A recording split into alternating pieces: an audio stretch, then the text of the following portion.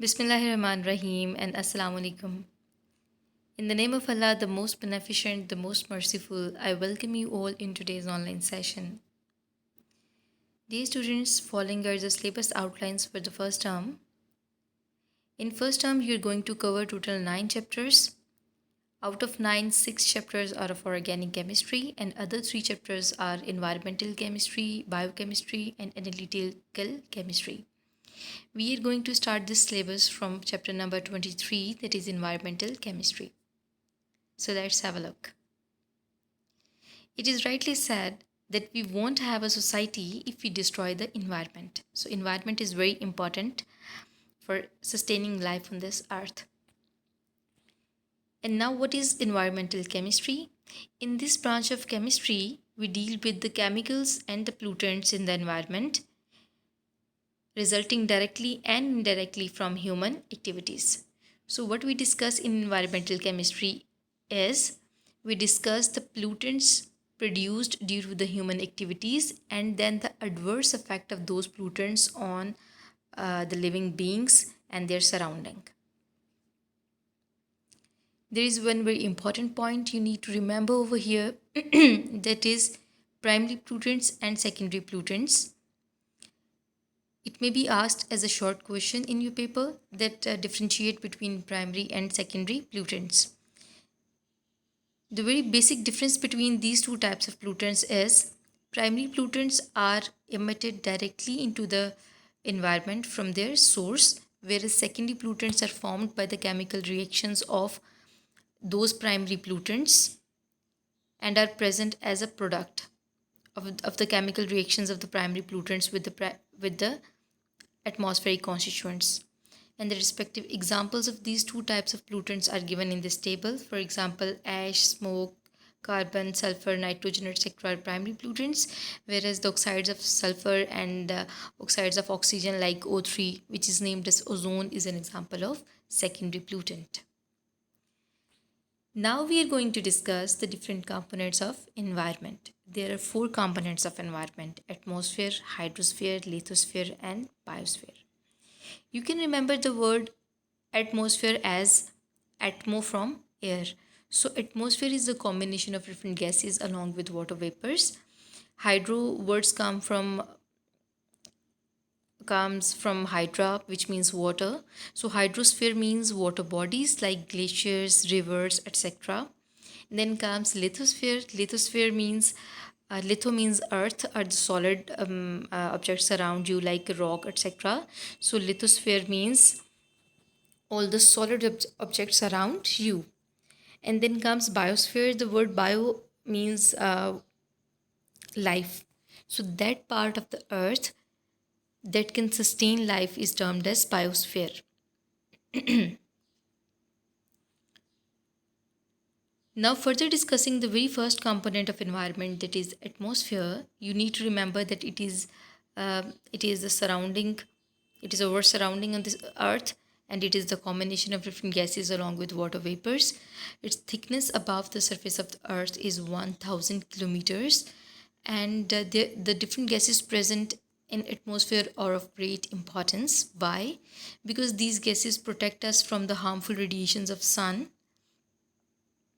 Then nitrogen is used by the nitrogen fixing bacteria. Oxygen is used by all the organisms on this earth to sustain life and for by respiration.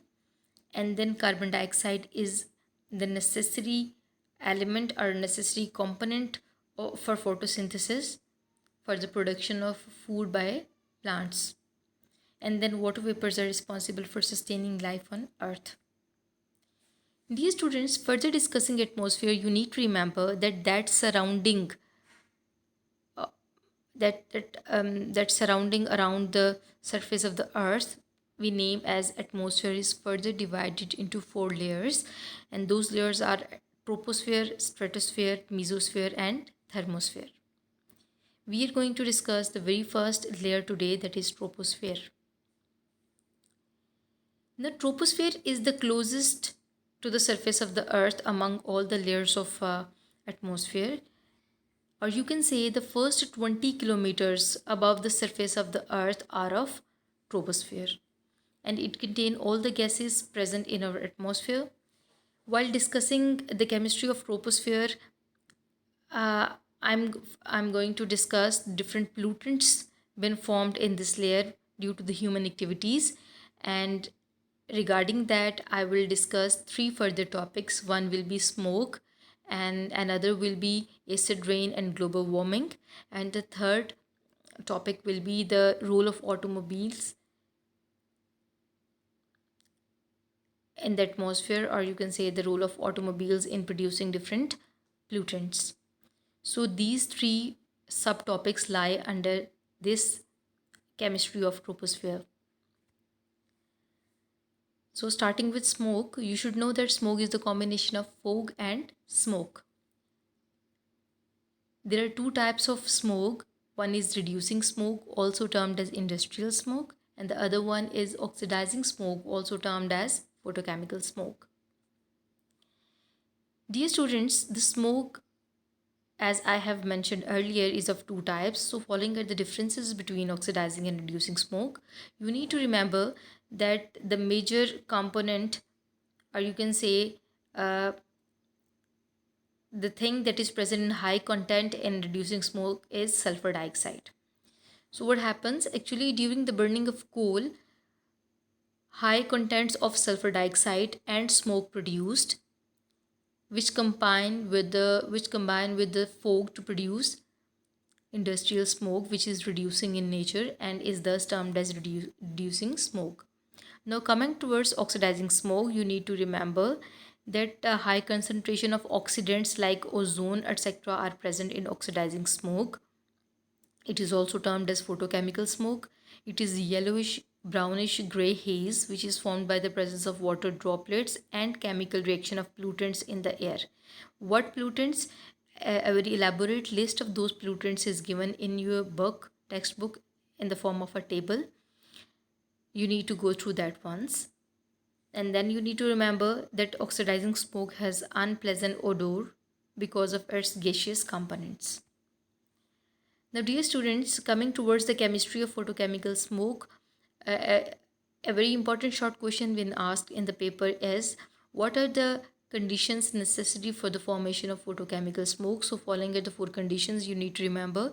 The very first one is sunlight, then comes the production of the oxides of nitrogen like nitrogen dioxide, monoxide. Then comes the production of volatile organic compounds, abbreviated as VOCs. It can be asked as MCQs in the paper, so you need to remember this abbreviation in its full form. And the last condition is temperature must be greater than 18 degrees Celsius. Here is a very important point regarding paper point of view that you need to remember, that during the chemical reaction of these pollutants in the photochemical smoke, further two very dominant pollutants are being formed.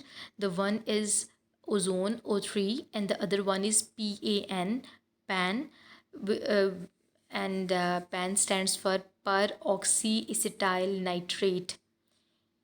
It can also be asked as an MCQ in the paper that PAN stands for what? Peroxyacetyl nitrate. So ozone and PAN are further formed by the chemical reaction of the pollutants in photochemical smoke, and PAN is an eye irritant. That is all for today. Thank you so much.